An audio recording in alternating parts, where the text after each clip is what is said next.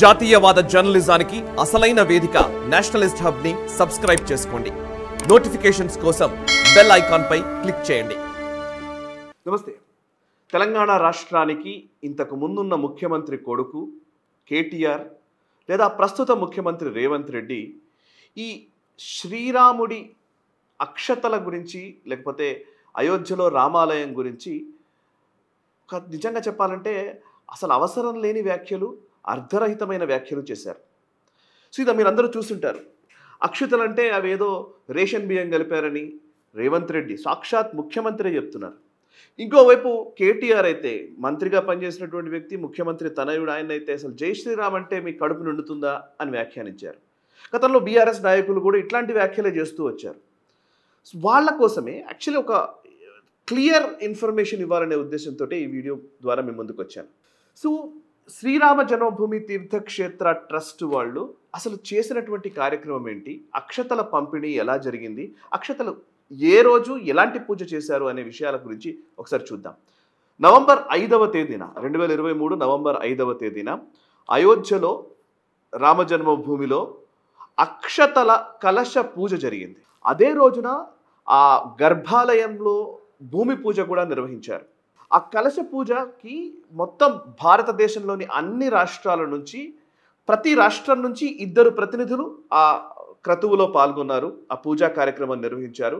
ఆ పూజా కార్యక్రమంలో కలశాలను ఉంచి ఆ కలశాలకు అద్భుతమైన పూజ నిర్వహించారు. అండ్ మన రాష్ట్రం నుంచి కూడా చూస్తే తెలంగాణ నుంచి విహెచ్పి రాష్ట్ర సహా కార్యదర్శి అయినటువంటి రావినూతల శశిధర్ కావచ్చు, అటు ఆంధ్రప్రదేశ్ నుంచి సుబ్బరాజు గారు కావచ్చు, వీళ్ళు ఆ కార్యక్రమంలో పాల్గొన్నారు. అండ్ కలశ పూజ అయిన తర్వాత నవంబర్ 6వ తేదీన ఆ కలశాలని హైదరాబాద్ తీసుకురావడం జరిగింది. అటు ఆంధ్రప్రదేశ్ కూడా తీసుకెళ్ళడం జరిగింది. సో హైదరాబాద్కు వచ్చినప్పుడు మన ఈ విమానాశ్రయంలో, శంషాబాద్ విమానాశ్రయం దగ్గర పెద్ద ఎత్తున కార్యకర్తలు, వేలాది మంది భక్తులు అక్కడికి వచ్చి ఆ కలశానికి లేదా అక్షతలతో కూడినటువంటి కలశాన్ని తీసుకొచ్చే క్రమంలో ఒక శోభాయాత్రగా కర్మన్ ఘాట్ ఆలయానికి తీసుకొచ్చారు. హనుమంతుడి దేవాలయంలో అక్కడ పూజ్య స్వామీజీల సమక్షంలో అక్కడ ఒక పూజ నిర్వహించారు. అయిన తర్వాత డిసెంబర్ 6వ తేదీన మన కాచిగూడలోని శ్యాంబాబా మందిరంలో ఆ కలశాలన్నింటినీ కూడా ఆయా జిల్లాలకు డిస్ట్రిబ్యూట్ చేసే విధంగా ఒక ఏర్పాట్లు చేశారు. అండ్ చేసి అక్కడ మళ్ళీ ఒక పూజ నిర్వహించి, అండ్ ఇన్ని రకాలుగా అంటే అయోధ్యలో ఒక పూజ, ఆ తర్వాత ఇక్కడికి వచ్చిన తర్వాత కర్మాన్ ఘాట్లో పూజ, అండ్ శోభాయాత్ర, అండ్ ఆ తర్వాత శ్యాంబాబా మందిరంలో పూజ నిర్వహించి అక్కడి నుంచి జిల్లాలకు డిస్ట్రిబ్యూట్ చేశారు. అన్ని జిల్లాలకి సుమారుగా మనకు దేశవ్యాప్తంగా చూస్తే సుమారు ఎన్ని గ్రామాలకు వెళ్ళింది అని అంటే కనుక దేశంలోని సుమారు 6,50,000 గ్రామాలకు ఈ అక్షతలు వెళ్ళాయి. అండ్ మన తెలంగాణలోనే సుమారు 9,500 గ్రామాలకు ఈ అక్షతల్ని తీసుకువెళ్ళడం జరిగింది. అది కూడా ఎంతో భక్తిపూర్వకంగా కార్యకర్తలు నిజంగా ఒక వేడుకలాగా ఈ అక్షతల పంపిణీ కార్యక్రమం జరిగింది. ఆ అక్షతలు అయోధ్యలో పూజ నిర్వహించి అక్కడ నుంచి వచ్చిన నేపథ్యం మనకు తెలుసు. అండ్ నిజానికి ఎందుకు ప్రజలందరికీ ఇచ్చారు అని అంటే కనుక ప్రజల కాంట్రిబ్యూషన్ దీంట్లో ఉంది కాబట్టి.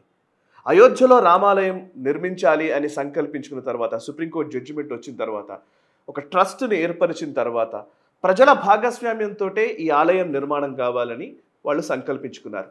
సంకల్పించుకోవడమే కాదు, సుమారు కొన్ని కోట్ల రూపాయలు కావాలి కాబట్టి దీనికి పెద్ద పెద్ద బడా వాళ్ళని అడిగి, బడా నాయకులను లేకపోతే బడా వ్యాపారవేత్తలను ఎవరినో ఒకరిని అడిగేసి నిజానికి ఆలయం నిర్మించి ఉండవచ్చు. నిజానికి ఎంత కావాలో, 1,000 కోట్లు, 2,000 కోట్లు, 3,000 కోట్లు కావచ్చు. బట్ అది పెద్ద కష్టమైన పని కాదు. కానీ ప్రజలందరి భాగస్వామ్యంతో ఆలయం నిర్మితం అవ్వాలని సంకల్పించుకున్నారు కాబట్టే అయోధ్యలోని ఆ రామజన్మభూమి తీర్థక్షేత్ర ట్రస్ట్ వాళ్ళు మొత్తం నిధి సేకరణ అభియాన్ నిర్వహించారు. ఈ అభియాన్ దేశవ్యాప్తంగా జరిగింది. మీకు నంబర్ చెప్తాను. సుమారుగా 17.5 కోట్ల కుటుంబాలు ఈ నిధి సేకరణ అభియాన్లో పాల్గొన్నాయి. కుటుంబాలు, ఇట్ ఈస్ నాట్ వ్యక్తులు కాదు. 17.5 కోట్ల కుటుంబాలు నిధుల్ని రామజన్మభూమిలో ఆలయం నిర్మాణం కోసం ఇవ్వడం జరిగింది. సుమారు 3,500 కోట్ల రూపాయలు నిధి వచ్చింది. ఇదంతా పారదర్శకంగా జరిగింది. ఇంతమందిని ఇన్వాల్వ్ చేస్తూ ఒక్క అవినీతి ఆరోపణ కూడా రాని నేపథ్యం మనకు తెలుసు. అండ్ ఇంతమంది కాంట్రిబ్యూషన్ తోటి నిర్మితమైనటువంటి ఆలయాల్లో పూజలు నిర్వహించినప్పుడు అక్కడి నుంచి ఒక ప్రసాద రూపంగా లేకపోతే ఒక ఆశీర్వాదపూర్వకంగా అక్షతలు అందరికీ చేరవేయాలన్న ఒక సంకల్పంతో ఈ అక్షతల పంపిణీ కార్యక్రమాన్ని నిర్వహించారు. అది కూడా ఇన్ని కోట్ల వందల వేల మందికి రీచ్ అయ్యేలాగా దీన్ని తీసుకువెళ్ళడం జరిగింది. ఇంత అద్భుతంగా జరిగిన వేడుక గురించి ఇంత సింపుల్గా నిజానికి చెప్పాలంటే మీ స్థాయిని తగ్గించుకునే విధంగా రాజకీయ నాయకులు ఎందుకు మాట్లాడుతున్నారనేదే అసలు ప్రశ్న.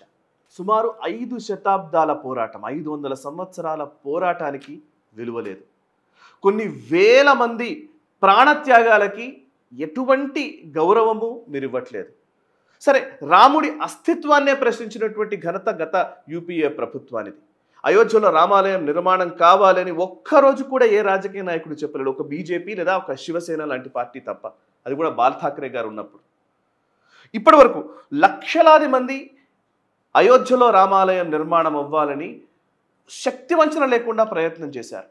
కోట్ల మంది హిందువుల మనోభావాలకు ప్రతీకగా అయోధ్యలో రాములోరి ఆలయం నిర్మితమైంది.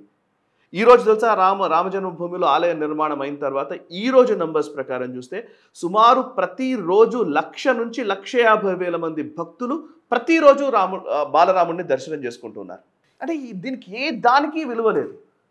అండ్ జై శ్రీరామ్ అంటే కడుపు నిండుతుందా అని కేటీఆర్ గారు అడుగుతున్నారు. జై శ్రీరామ్ అంటే కడుపు నిండుతుందా అని అడిగే వాళ్ళకి నిజానికి జై తెలంగాణ అంటే కడుపు నిండిందా? జై తెలంగాణ అనేది ఎలాగైతే ఒక తెలంగాణ ప్రాంతపు అస్తిత్వానికి, తెలంగాణ ఉద్యమానికి, తెలంగాణ స్ఫూర్తికి ఒక నిదర్శనంగా ఆ నినాదం కనిపించిందో, జై శ్రీరామ్ అన్నది కొన్ని కోట్ల మంది హిందువుల చోదక శక్తిగా మారింది. వాళ్ళందరినీ నడిపించే ఒక శక్తిగా జై శ్రీరామ్ అనే నినాదం నిలిచింది. జై తెలంగాణకు చాలా పవిత్రత ఉన్నట్టు జై శ్రీరామ్ అన్న మాటకి పవిత్రత లేదు అనే వ్యాఖ్య కుతర్కం కాదా? అండ్ ప్రతి ప్రాంతానికి లేదా ప్రతి భాషకి, ప్రతి అంశానికి ఒక ప్రతీక ఉంటుంది. శ్రీరాముడు మొత్తం మానవాళికి ఒక మనిషి ఎలా బతకాలో చెప్పినటువంటి అద్భుతమైనటువంటి మర్యాద పురుషోత్తముడు. జై శ్రీరామ్ అంటే కడుపు నిండుతుందా అన్న వ్యాఖ్య ఇంత దారుణం. ఇక రెండోది, అక్షతలు రేషన్ బియ్యం కలిపారు అక్షతల్లో అని చెప్పేసి మాట్లాడుతున్నారు. మీకు అది రేషన్ బియ్యంలా కనబడుతుంది కావచ్చు. నిజానికి తెలంగాణలో కావచ్చు, ఆంధ్రప్రదేశ్లో కావచ్చు ఒక సంప్రదాయం ఉంటుంది. ప్రతి రైతు తన పంట వచ్చిన తర్వాత, ధాన్యం వచ్చిన తర్వాత ధాన్యాన్ని మొట్టమొదట దేవుడికి సమర్పించే ఒక ఆనవాయితీ, ఒక సంప్రదాయం దాదాపు చాలా కుటుంబాల్లో ఉంటుంది. అండ్ మొట్టమొదటి పంట, ఆ పంట వచ్చినప్పుడు దాని నుంచి వచ్చే బియ్యంతో ఒక వంట వండుకున్నట్లయితే కనుక అప్పుడు ఒక పండగలా చేసుకుంటారు, దాన్ని సెలబ్రేట్ చేసుకుంటారు. బియ్యం అనేది ఇది కేవలం ఆహార పదార్థంగా ఎవరు చూడరు. బియ్యం కాలుకు తగలకూడదు అనే ఒక భావన ఈ దేశంలో, ఈ దేశపు సంస్కృతిలో ఉంది. అట్లాంటి బియ్యం రేషన్ బియ్యం అని మాట్లాడుతున్నారంటే ఎంత అసలు ఇలా దీన్ని చెప్పాలి. రాజకీయ పరంగా మీరు ఏమైనా బీజేపీని టార్గెట్ చేయాలనుకుంటే ప్లీజ్ గో హెడ్, రాజకీయంగా మీరు మాట్లాడవచ్చు. బట్ ధర్మం విషయంలో, దేశం విషయంలో, ముఖ్యంగా హిందూ ఆచార వ్యవహారాల విషయంలో మాట్లాడుతున్నప్పుడు కొంచెం జాగ్రత్తగా మాట్లాడడం అనేది అవసరం. అండ్ నేను ఇది కేవలం వీళ్ళు మాత్రమే మాట్లాడడం కాదు, చాలా రోజుల నుంచి కమ్యూనిస్టులు లేకపోతే నాస్తికవాదులు, హేతువాదుల పేరిట వీళ్ళందరూ చేస్తున్న వ్యాఖ్యానాలు. శివలింగం పైన పోసే పాలు పోసే బదులు అక్కడెక్కడో ఆహారం కోసం ఎదురు చూస్తున్నటువంటి, ఆకలితో ఉన్నటువంటి వాడికి పాలు పోస్తే కడుపు నిండుతుంది. ఆ మాట అన్నవాడు ఎవడు ఆకలి తీర్చడు.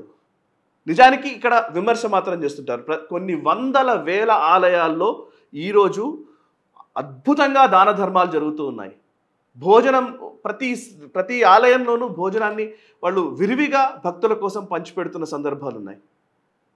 ఆలయంలో శివలింగం పైన పోసే పాలను మీరు వేస్ట్ చేశారని మీరు అనుకుంటున్నారు. అది ఒక ప్రసాదంలాగా, అదొక భక్తి భావనతో ఆయనకు సమర్పించేదిగా భక్తుడు భావిస్తూ ఉన్నాడు. మీకు కనిపించేవి శివలింగం మీద పోసేది నీళ్లు కావచ్చు, కానీ మాకది పవిత్రమైన తీర్థం. మీకు దేవుడికి పెట్టే ఏదైనా నైవేద్యము మీకు అది ఒక ఆహార పదార్థంగా కనిపించి ఉండవచ్చు. కోట్ల మంది హిందువులకు అది ప్రసాదం. మీకు ఈ దేవతలు వీళ్ళ విషయంలో దేవతలకు పెట్టే నైవేద్యం కావచ్చు, రాముల వారికి సమర్పించినటువంటి అక్షతలు కావచ్చు, అవన్నీ మీకు రేషన్ బియ్యంలా కనిపించి ఉండవచ్చు. కానీ మమ్మల్ని ఆ శ్రీరామచంద్రుడు ఆశీర్వదిస్తున్నట్టుగా మేము భావిస్తూ ఉన్నాం. ఆశీర్వాదానికి ప్రతిరూపంగా, ఒక నిదర్శనంగా మేము భావిస్తూ ఉన్నాము. మా భావనలు, మా ఆలోచనలు, మా నమ్మకాలు మీరు పాటించకున్నా పర్వాలేదు, అగౌరవపరచకండి చాలు. ఈ వీడియో మీకు నచ్చినట్టయితే లైక్ చేయండి, 10 మందికి షేర్ చేయండి. అలాగే కామెంట్ల రూపంలో మీ అభిప్రాయాలను మాతో పంచుకోండి. Nationalist hub group of channels ను సబ్స్క్రైబ్ చేసుకుని తెలుగునాట జాతీయవాద జర్నలిజాన్ని ప్రోత్సహించండి. ఈ వీడియో కింద ఉన్న బెల్ ఐకాన్ పై క్లిక్ చేయడం మర్చిపోవద్దు.